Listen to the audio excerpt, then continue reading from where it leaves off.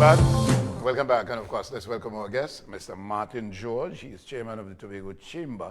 And of course, good morning, Mr. George. All right, we will get him up as soon as... See you, man. Hey, good morning and welcome, man. Yes. All right, let's get straight into it. Always a pleasure having you, given your frankament discourse. In some cases, you don't get favor. However, right here on Rise and Shine, you do have favor, and of course, we welcome you. All right, let's get into it. The budget estimate as was presented by the Chief Secretary, $4.54 billion.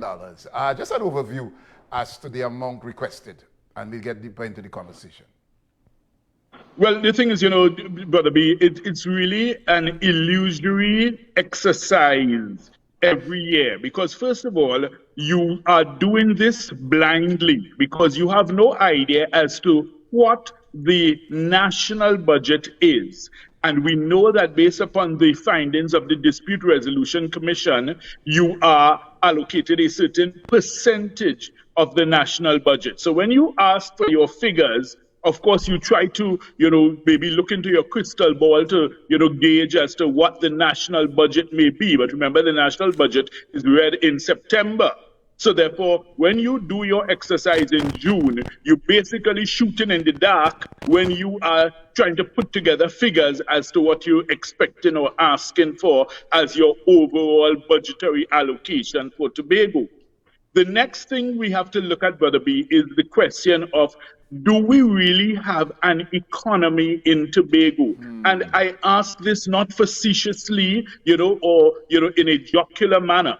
I am asking it as a very serious question. The reason being, if it is that your economy, right, quote unquote, is based upon you having to go to central government every year to ask for an allocation, and then you are spending this with little or no, compulsion or, obligation to ensure that you earn revenues to match the amounts you are requesting, then it really is not an economy. It's really basically, a dependency that we have, and we are calling it an economy. Because in other words, when you ask for $4.5 billion, what are your revenues that you are looking at to say, well, okay, this is what I have made back? Let's remember the story in the Bible, Brother B, of the 10 talents, where, the master gave to, different servants, different amounts of talents. And it's the one that he gave the least who made the most of it. The one who he gave 10 talents, the man just simply buried it and then dug it back up and said, well, look here, here's your 10 talents. But the man who he gave one, he went out, he leveraged it, he worked it, he multiplied it, and he was able to bring back much more than what he was given. And that is my concern with respect to, the allocation every year to Tobago. I mean, think of how much better we as Tobagonians would be if we not only got this $4.5 billion that we were asking for, but if we were also able to generate, say, for instance, $3 billion on our own, then that means we will now have $7.5 billion to work with. So, I think that we have to have a rethink and a fresh look at what we describe as the quote-unquote Tobago economy, and recognize that what we have been functioning on is essentially a dependency. Very good. All right, let me go now to one of the key points of revenue earning that was mentioned in the budget, and that's the whole question of the mega farm investment. Is that a reasonable approach to revenue earning, in your view? Well, the fact of the matter is, Brother B, it sounds nice on paper, and, it's a nice sound bite and a nice talking point. Let's look at the effect and the practical example. Remember in Trinidad, in the national budget years ago, there was a proposal, and in fact, some billions of dollars were invested in these supposed mega farms that were supposed to start off in Shagaramas. I'm a student of history, Brother B. I don't forget these things. Under Patrick right? Manning. What happened with all those monies? Where are those mega farms now?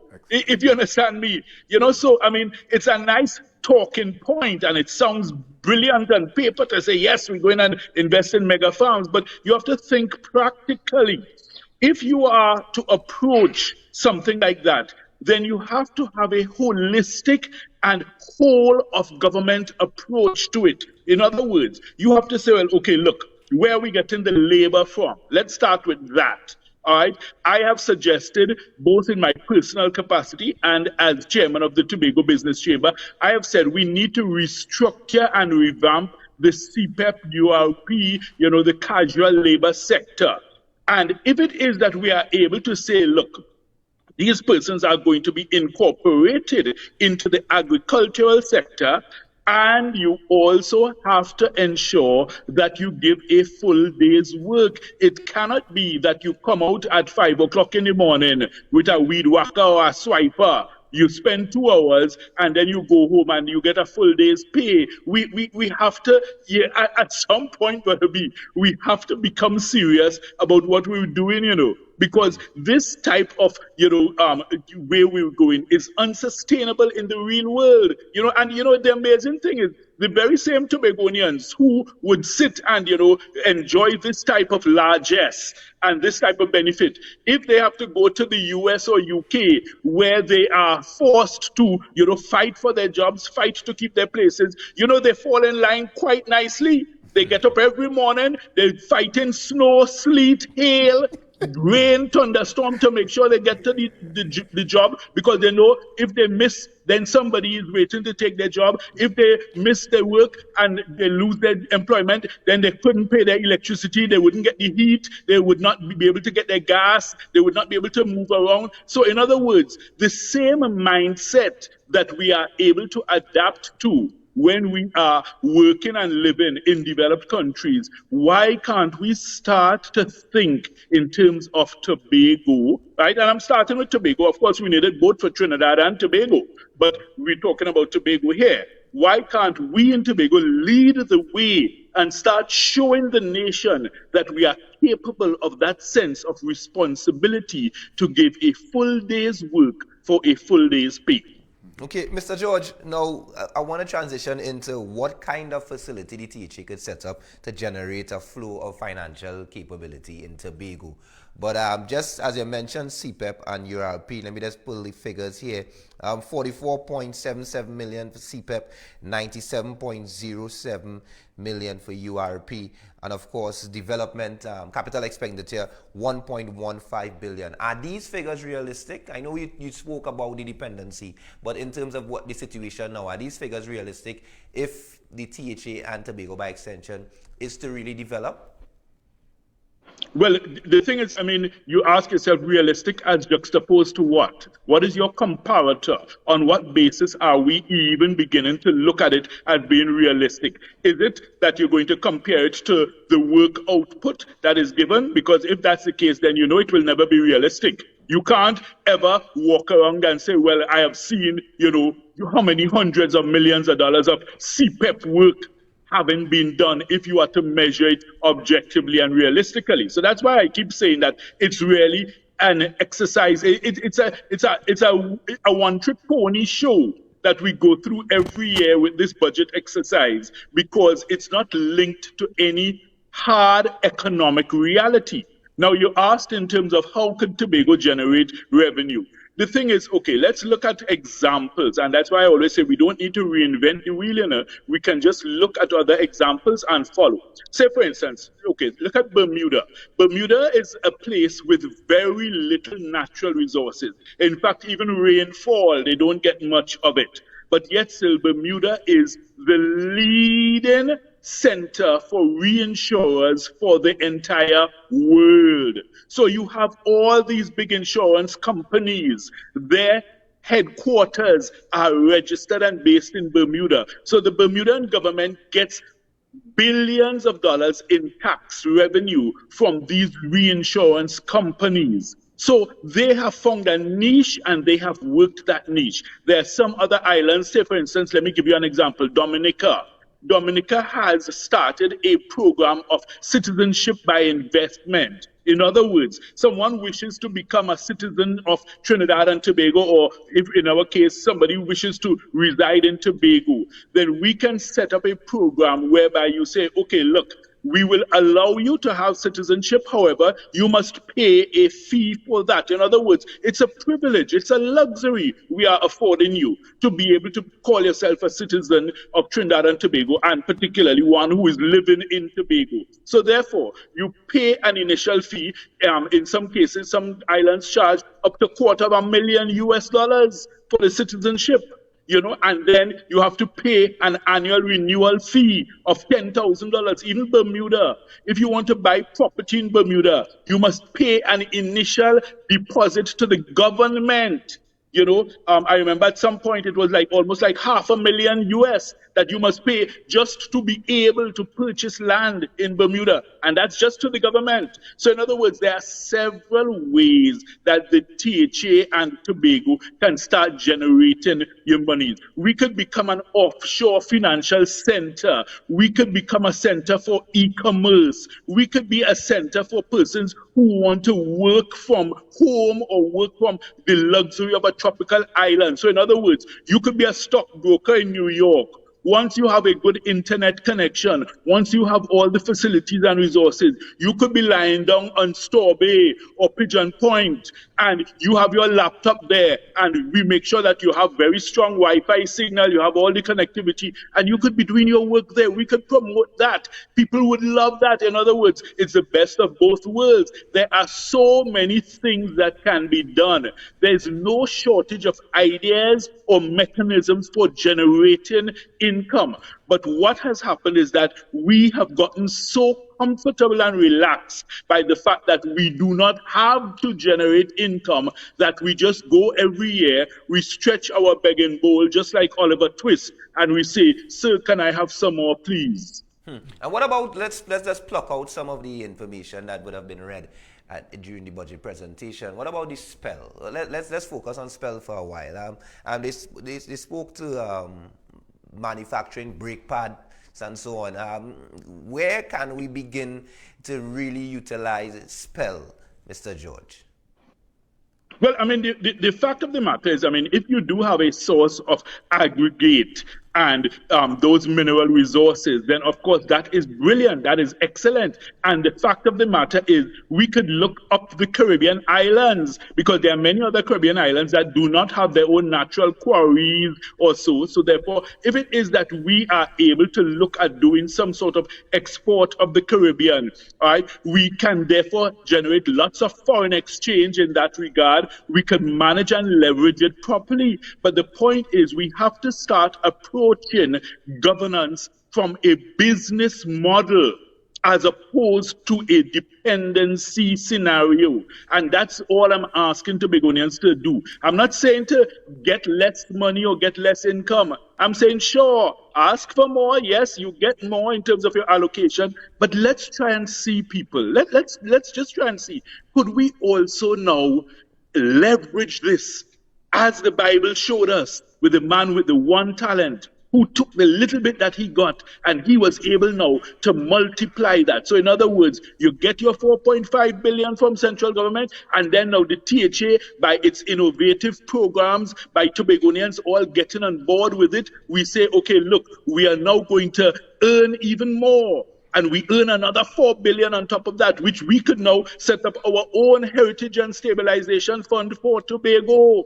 All right, we could also have a matching grant investment program. There are so many Tobagonians, successful Tobagonians all over the world, persons I speak with all the time who say, boy, I would love to invest in Tobago. I would love to, but, there's so many hurdles. Why don't we look at setting up a program whereby you say, okay, look, you have an idea. You want to set up either a villa, a hotel complex, a marina, whatever, a water park. Okay, we are now going to be matching with you. So say, for instance, we go into it 50-50, right? You bring your investment, your expertise, we match with you, and we both benefit and profit from it. There are listen, I mean, Brother B, my mind is always percolating We know, with and, ideas and your as to exuberance. ways that Tobago could be improved. And you see, when I travel, Brother B, listen, I don't just travel for leisure and fun. I always look around at the different economies. I look at how people do things and I say, but wow,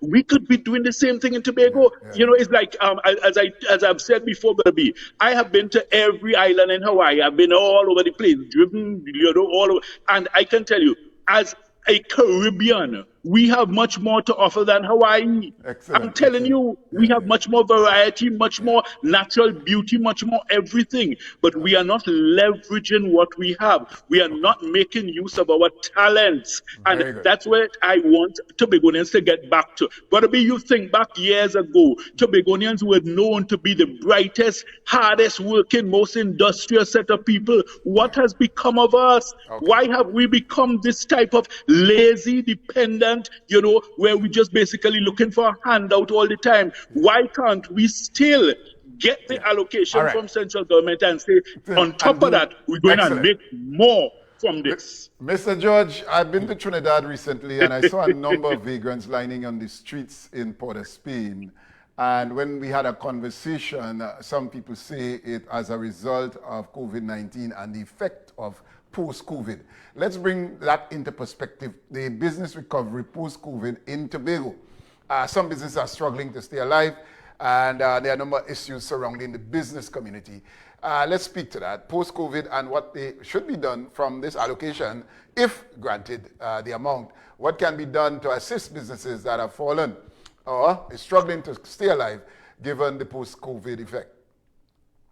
Right. I mean, the point is going to be, okay, let's understand something. COVID has affected all of us one way or the other. But the point is, I'll tell you something. In business, you have to prepare for the ups and downs. And in business, you have to also look for opportunities. Brother B, I can tell you, look, we have some clients in Trinidad who had, for instance, small cleaning services. And in COVID, they made millions. Because you know what they did? They pivoted their businesses to start doing sanitizations of offices. So they would get the UV light system, they would get all the special cleaning materials, and listen, they were able to print money basically during COVID because they were able to pivot. Rather than sitting down and just wringing your hands in despair and crying like Chicken Little and saying the sky is falling. You know, so we always have to understand that, look, things will happen. You'll have good times, you'll have bad times, you'll have ups and downs. That's the nature of business. Business is always a risk. We have to understand that. But the point is, you can't just simply say, well, look, COVID has happened. I mean, how long are we going to continue to blame COVID? 10 years from now, we're going to still be blaming COVID. I mean, we have to be realistic. But you would not believe there are still persons who come to our office and they still tell me, well, you know, the Hurricane Flora that occurred in 1963, we never recovered from it. People still blame Hurricane Flora, Tobagonians still do that. So my question is, if that's your mindset, then you will never progress because you are always looking for an excuse. You're always looking for something to blame, somebody to blame. So post-COVID, yes, I understand there have been challenges. And of course, yes, businesses have to recover. And, you know, in terms of, like, for instance, payments to contractors and persons who have outstanding monies from the THA, of course, it helps tremendously if they get those payments. Then those who have VAT refunds to get from central government, again, if you get those refunds in cash, not bonds, as the Minister of Finance is trying to suggest, you know, with his little grin on his face, you know. But the point is, these are things that would assist. But separate and apart from that, Brother B, we need to get up off our hands. Stop sitting on our hands and waiting for a miracle, waiting for manna to fall from heaven. You know, we have to also be able to look till the soil, plant your seed, and see the fruit of your labor. Excellent. All right, Mr. George, there is this tension between central government and the THA, particularly between the Prime Minister and the Chief Secretary. Obviously, insults according to the Prime Minister, and of course, Fali is maintaining that the report from the report that is supposed to be the audit report. The audit report. Thank you. Let's talk about the relationship. Let's say that we have to, have a good relationship. Should we have a better relationship between the Chief Secretary and the Prime Minister if we had to seriously consider getting a reasonable amount in our allocation? If this tension continues, where do we go from here, Mr. George? All right. Well, we just saw in the news report where Mr. Curtis Williams, the president of the Tobago arm of the Trinidad and Tobago Chamber of Commerce, said that there needs to be a better relationship, and he says that it can't continue this way. And in fact, he called upon the THA to try and do better in terms of that relationship. We of the Tobago Business Chamber fully support that view. We fully endorse that view, because at the end of the day,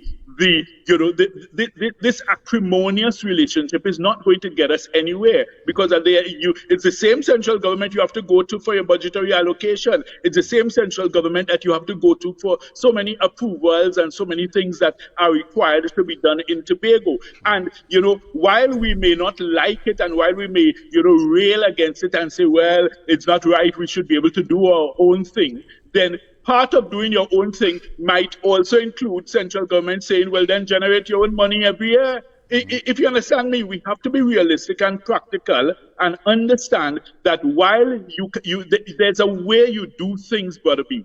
And of course, you can stand up and you can fight for Tobago and you can be very strident and, argue for Tobago. But we must always do so in a respectful manner and in a manner that shows due respect for persons and their offices.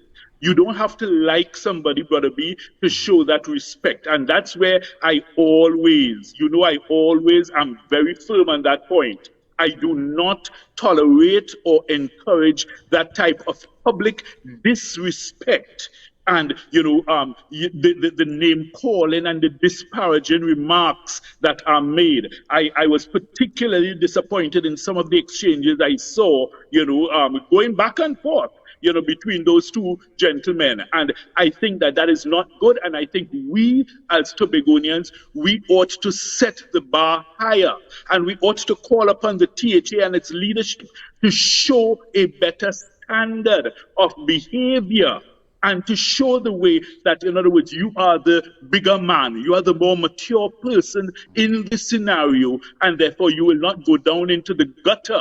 Because if it's a fight down in the gutter, then there's no winner there, because it's a race to the bottom. Where does it end? So I think we as Tobagonians, we need to call out that type of behavior and say, put a stop to it. We need to tell Mr. Augustine, please put a stop to it. Act in a decent, gentlemanly manner. We need to call on the Prime Minister similarly and tell him the same thing too. He's a Tobagonian. Maybe he has forgotten that. But the point is, we need to call on the Prime Minister also and ask him to show that type of leadership too, and to also act in a respectful manner towards Tobago and Tobagonians and the THA. But as I say, I think it would be even nicer if Mr. Augustine were to show that leadership and show to the nation, hey, listen, I can rise above this. I can be the bigger man in this scenario. And I'm not going to go down in the gutter with the name calling and the sniping and the snide remarks and, that kind of thing. Because at the end of the day, while your supporters may like that for the political hustings and the Bacalal and Movelang and, of course, we're a nation, we love that type of thing. But when it comes to serious business, we must show a certain level of statesmanship and leadership and class, because let me tell you, form is temporary, but class is permanent. And okay. Mr. George, you also, as you talk about calling on both parties, you are also calling for the THA to show more accountability with regards to the public purse. Let's just elaborate on that before we close this morning, Mr. George. Yes, well, the point is we know that the Auditor General's reports over the years have always shown that the THA has been lacking in that regard. And we know that there have been several gaps and deficiencies. Look at the embarrassing scenario which occurred a couple of weeks ago before the Joint Select Committee, where you had the representatives from the THA appearing there, and they had very little information to present, the facts, the figures, the information, when they asked simple things as how many many visitor arrivals you had for the year. They were not able to give those kinds of figures. That's embarrassing. That shows that you are not ready. You are not serious about your job. You don't understand what accountability and responsibility means. And then now, in the bigger context, if you're asking for a $4.5 billion allocation, then of course we as a business chamber, we say that there must be a certain level of accountability attached to that. Okay, look even at the audit report. If all this time you were saying, look, the reason why we're delaying payments to persons is because we want to ensure we're getting value for money and we need to do this audit report. You take taxpayers' money, you come publicly, you say, look, we doing this audit report, this is what is keeping back everything.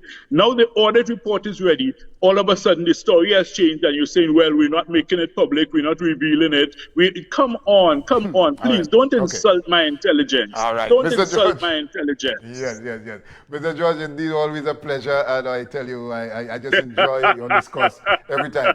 All right. And thank you. And you know what I mean? The thing is, you know what I like about us having these discussions is that we try to raise the level of discourse, the level of conversation. It doesn't mean that everybody has to agree with what you say or what I say, but let us try to have a higher level of discussion so that way we exchange ideas, so I can learn something from you, you can learn something from me, and at the end of the day we make a better Tobago for all of us. All right. Thank you again, Mr. George. And of course, Mr. George. Always a pleasure. Have a great morning. And of course, Chairman of the Tobago Chamber, and of course, Attorney at Law.